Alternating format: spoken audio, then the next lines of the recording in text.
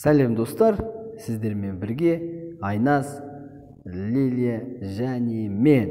Біздер сіздермен тәжірибемізбен бөлісеміз. Үстел теннисі бойынша сіздерге ұнап жатса лайк басыңыздар, ұнамаса сұрақ қойыңыздар. Қандай сұрақтарыңызға жауап беруге дайынбыз. Көмек жағынан, жаттығу жағынан қолымыздан келгенше. Әрине, тәжірибеміз азын шоғын бар және бір ұтымды жағдайы бұл жерде. Бұл біз өзіміз тексеріп көрдік, біз де іздедік.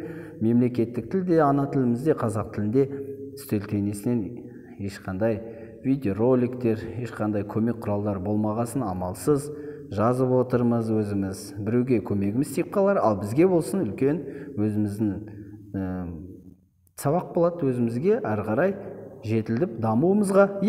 Сонымен бірге Айназ бұл бірінші жаттықтырушы деп айтсақ та болады, бірақ әлі кішігірім жаттықтырушы. Айназ және Лилия, Лала Гөл. Сәлем қыздар.